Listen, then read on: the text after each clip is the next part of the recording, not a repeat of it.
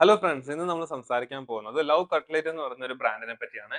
Love cutlet എന്ന് പറഞ്ഞാൽ cutlets കൊടുക്കുന്ന ഒരു നല്ലൊരു ബ്രാൻഡിങ് ചെയ്തിട്ടുള്ള ഒരു ബ്രാൻഡാണ്.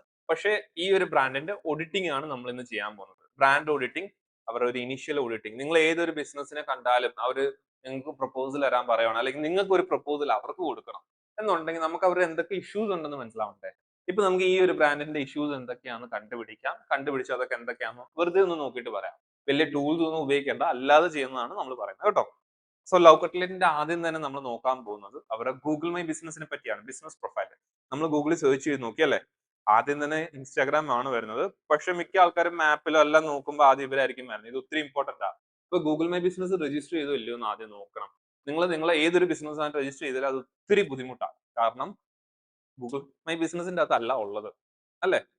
നമ്മളുടെ ഒരു ബിസിനസിന്റെ ഗൂഗിൾ തന്നെ ലിസ്റ്റ് ചെയ്യുന്ന ഒരു ഫ്രീ സോഫ്റ്റ്വെയറിൽ നമ്മൾ ലിസ്റ്റ് ചെയ്തിട്ടില്ല, പിന്നെ നമ്മൾ ഉണ്ടോ എന്ന് പറയാൻ പറ്റുമോ? ലിസ്റ്റ് ചെയ്താൽ പോലും അതിന്റെ അകത്ത് ഇച്ചിരി കാര്യങ്ങളുണ്ട്, അതൊക്കെ നമുക്ക് നോക്കാം, അല്ലേ?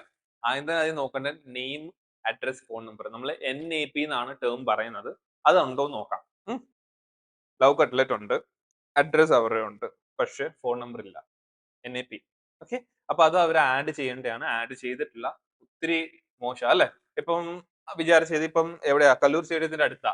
വേഗം ഒരാൾക്ക് ഇവരോട് വിളിച്ച് ചോദിക്കണം, ഇന്ന് അവിടെ ഉണ്ടോ, അല്ലെങ്കിൽ ഒരു ഓർഡർ പ്ലേസ് ചെയ്യണം എന്നുണ്ടെങ്കിൽ ഒന്ന് വിളിച്ച് ചോദിക്കണം എന്നുണ്ടെങ്കിൽ വിളിക്കാൻ പറ്റത്തില്ല. അവരെ സ്വിഗ്ഗി പോയി, ഇത് കണ്ടില്ലേ, സ്വിഗ്ഗി പോയി അവിടുന്ന് ബുക്ക് ചെയ്ത് വെച്ചിട്ട് ചോദിക്കണം. അല്ലാതെ അവിടുന്ന് ഡയറക്റ്റ് ഓർഡേഴ്സ് അവർക്ക് ഇല്ലായിരിക്കും.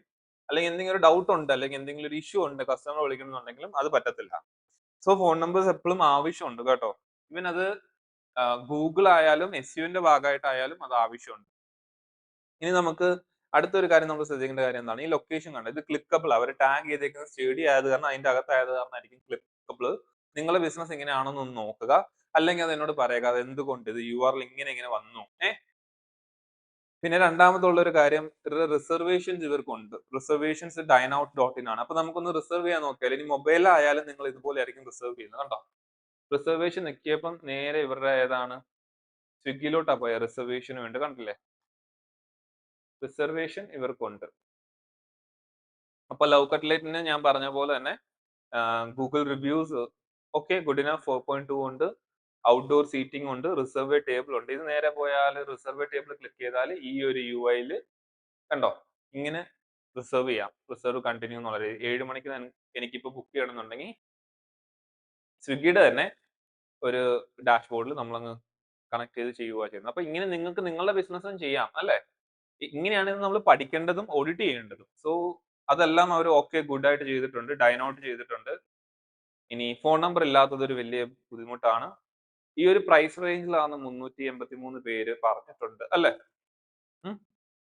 Good enough, live, not too busy. ഇപ്പൊ ബിസി അല്ല.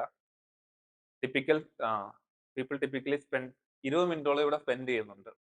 ഈ ക്വസ്റ്റ്യൻസ് കണ്ടോ, ഇതാകെ ഒരു ക്വസ്റ്റ്യനെ ആരോ ചോദിച്ചിട്ടുള്ളൂ. എന്താണ്, do the only serve cutlet and tea also, 5 more answers. കണ്ടോ, ഇത് നമുക്ക് എന്ത് ചെയ്യാം, ഇനിയും ക്വസ്റ്റ്യൻസ് ഇവിടെ ചോദിക്കാം. ക്വസ്റ്റ്യൻസിന് ഉത്തരങ്ങൾ അവിടെ വരണം.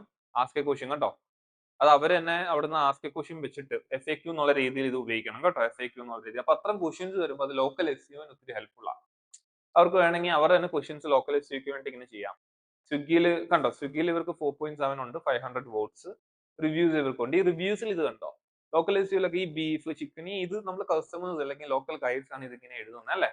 അപ്പം ആ വാക്കുകളെല്ലാം ബോൾഡ് ആയിട്ട് വരുന്നുണ്ടെങ്കിൽ അതൊക്കെ ക്രൗളേഴ്സ്, ഗൂഗിളിന്റെ ബോട്ട് വായിച്ചിട്ടുണ്ടെന്നാണ് അർത്ഥം. ഇവിടെ എല്ലാ റിവ്യൂസ് നമ്മൾ നോക്കുവാണെങ്കിൽ, ഇവരുടെ നെഗറ്റീവ് റിവ്യൂസ് നമുക്ക് നോക്കണമെങ്കിൽ നെഗറ്റീവ് റിവ്യൂസും നോക്കാം, ലോവേഴ്സ് നമുക്ക് അടിച്ചു നോക്കാം. I visited Love Cutlet, ordered their new improve. I don't know how they name it. New and improved. I could not find any tiny. Okay. Negatives നോക്കുമ്പോൾ നമുക്കത് എന്ത് ചെയ്യാം, ഇവർക്ക് ചെയ്യാൻ പറ്റുന്ന ഒരു കാര്യം, ഇത് റിപ്ലൈ കൊടുത്തിട്ടില്ല, അല്ലെ? റിപ്ലൈസ് കൊടുക്കണം.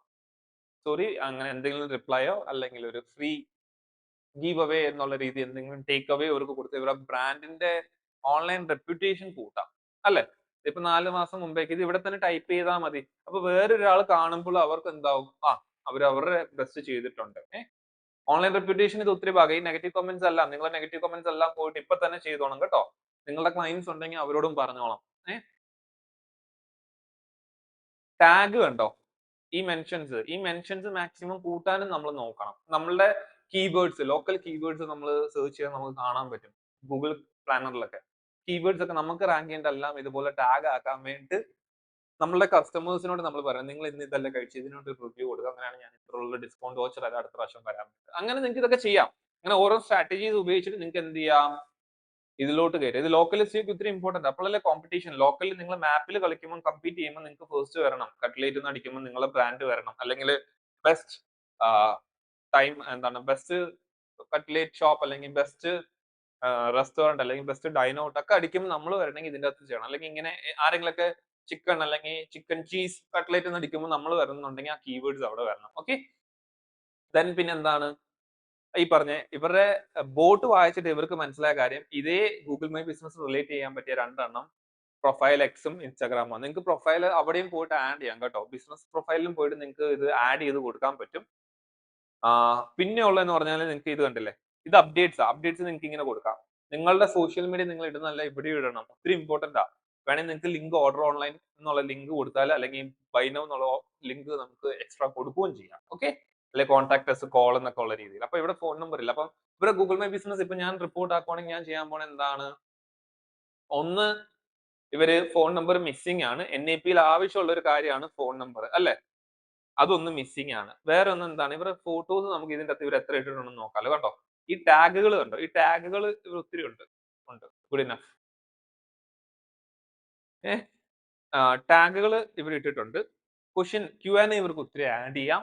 മൂന്നാമത്തെ കാര്യം, ഇവർക്ക് റിവ്യൂസ് ഇച്ചിരി കൂടി ഇംപ്രൂവൈസ് ചെയ്യാം. അതിന്റെ അകത്തുള്ള നെഗറ്റീവ് റിവ്യൂസിനൊക്കെ എന്തെങ്കിലും സ്പെഷ്യൽ ആയിട്ടുള്ള സ്ട്രാറ്റജി ഉപയോഗിച്ചിട്ട് അത് ഇംപ്രൂവ് ചെയ്യാനോ, അല്ലെങ്കിൽ അതൊന്ന് സാറ്റിസ്ഫൈ ചെയ്യാൻ, ഒരാൾക്ക് വേറൊരു കസ്റ്റമേഴ്സ് നോക്കുമ്പോൾ അത് സാറ്റിസ്ഫൈ ചെയ്യാൻ വേണ്ടി അവർക്ക് അത് മാറ്റാം.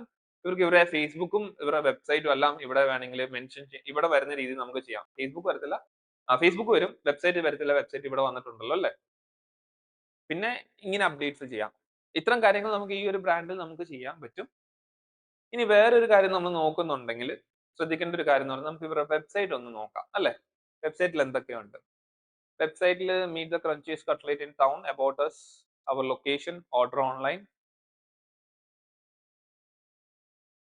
ഓക്കെ.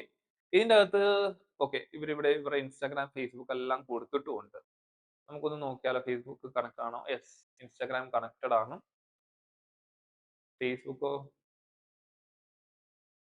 ഫേസ്ബുക്കും കണക്ട് ആണ്. ഫേസ്ബുക്കിൽ കവർ ഇമേജ് ആഡ് ചെയ്തിട്ടില്ല. എനിക്ക് തോന്നുന്നു ഈ ഇടയ്ക്കായിരിക്കും ചിലപ്പോൾ ഇത് ഇവർ അപ്ഡേറ്റ് ചെയ്യാൻ ഓർത്തത്. ഇവർക്ക് റിവ്യൂസ് ഇവിടെ ഇല്ല.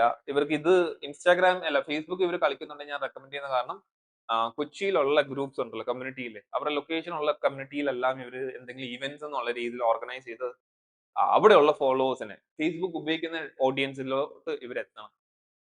ഈറ്റ് കൊച്ചി ഈറ്റ് അങ്ങനെ ഒത്തിരി ഗ്രൂപ്പ്സ് ഉണ്ടല്ലോ, ആ ഗ്രൂപ്പ്സിലൊക്കെ ഇടയ്ക്കിടയ്ക്ക് എന്തെങ്കിലും കമ്മ്യൂണിറ്റി ചാലഞ്ചസോ എന്തെങ്കിലുമൊക്കെ പോസ്റ്റ് ചെയ്തിട്ട് ചെയ്യാം. എന്തെങ്കിലും കോമ്പറ്റീഷൻസ് ഒക്കെ റൺ ചെയ്തിട്ട്.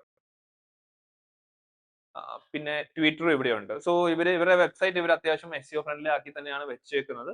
ഇനിഷ്യൽ റൗണ്ട് അബൌട്ട് us ഉണ്ട്. അബൌട്ട് usലായാലും നേരത്തെ അവിടെ ഒരു അബൌട്ട് us ഉണ്ട്, അത് തന്നെയാണ് ഇവിടെ. ഇത് വേണമെങ്കിൽ അവർക്ക് ഇച്ചിരിയും കൂടെയും എന്താണ് ഇംപ്രൂവൈസ് ചെയ്യായിരുന്നു. അല്ലെങ്കിൽ അവരുടെ ടീമിന്റെ മെമ്പേഴ്സിന്റെ ഓക്കെ. ഈസി PHP, ഇതൊരു PHP വെബ്സൈറ്റ് ആണ്. ഇതിൽ കണ്ടോ ടൈറ്റിലിന്റെ URL കണ്ടില്ലേ, ഈ URL അബൌട്ട് us 2 എന്നുള്ളത് മാറ്റാം അവർക്ക്. അതുപോലെ തന്നെ lovecutlet.com ഇവിടെയുണ്ട്. ഇനി ഇത് കണ്ടില്ലേ, ഈ ഇത് വന്നതും അവർക്ക് മാറ്റണം. ലവ് ലോഗോ 2 എന്ന് വന്നത് വരാൻ പാടില്ല. അവിടെ ലവ് കട്ട്ലെറ്റ് എന്നുള്ള രീതിയിൽ തന്നെ വരണമായിരുന്നു. അല്ലെങ്കിൽ love cutlet slash best cutlet in Kerala എന്നോ, അല്ലെങ്കിൽ ബെസ്റ്റ് കട്ട്ലെറ്റ് ഷോപ്പ്, അല്ലെങ്കിൽ ബെസ്റ്റ് കട്ട്ലെറ്റ് ബ്രാൻഡ് എന്നുള്ള രീതി അവർക്ക് അത് ഇടാം. അതുപോലെ ഈ ഇത് കണ്ടോ, ഈ അബൌട്ട് usന്റെ ഈ ഒരു സെഷൻ അബൌട്ട് usലുള്ള ഇത് മാറ്റിയിട്ട് അവർക്ക് അതുപോലെ തന്നെ ഇച്ചിരി കൂടി ക്ലിക്കബിൾ ആയിട്ടുള്ള വാക്കുകൾ ഇവിടെ ഉപയോഗിക്കാം. പിന്നെ ഒരു സ്വിഗ്ഗി വന്നിട്ടുണ്ട്.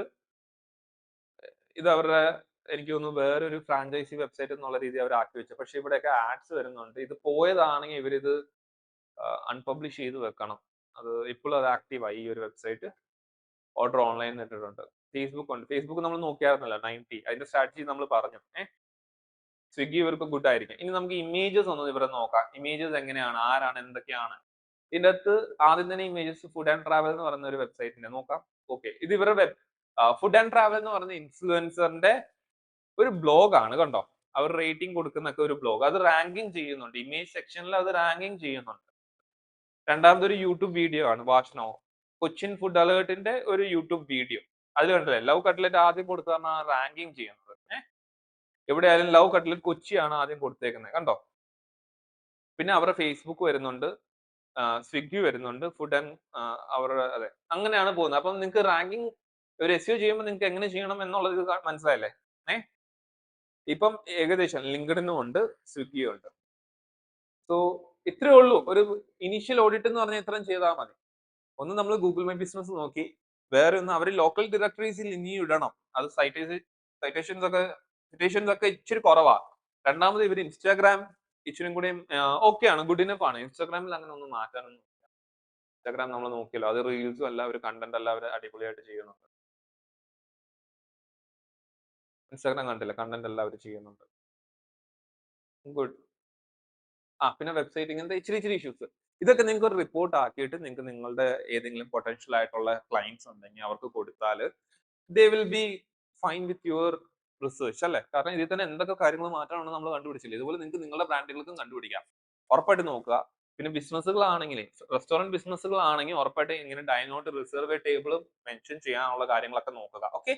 എനിവേ ഇങ്ങനെ നിങ്ങൾക്ക് ഇതുപോലത്തെ എന്തെങ്കിലും വീഡിയോസ് ഇനിയും താല്പര്യമുണ്ട് ബ്രാൻഡുകൾ ഉണ്ടെങ്കിൽ ഞങ്ങളെ മെൻഷൻ ചെയ്തിട്ടൊന്ന് കോൺടാക്ട് ചെയ്യുക. ഞങ്ങൾ ഇതൊക്കെ കമന്റ് ഒന്നും പറഞ്ഞാൽ മതി, ഞങ്ങളത് ചെയ്തേക്കാം. പിന്നെ വേറൊരു കാര്യം, നിങ്ങൾക്ക് ഇതിൽ നിന്ന് എന്തെങ്കിലുമൊക്കെ പഠിക്കാൻ പറ്റിയെങ്കിൽ അതെന്താണെന്നൊന്ന് മെൻഷൻ ചെയ്യുക. പിന്നെ ഇതിൽ വേറെ എന്തെങ്കിലും നിങ്ങൾക്ക് ആഡ് ചെയ്യണം ഓഡിറ്റിൽ എന്നുണ്ടെങ്കിൽ അതും പറയുക. പിന്നെ thank you for watching. Subscribers share with your friends. See you again soon.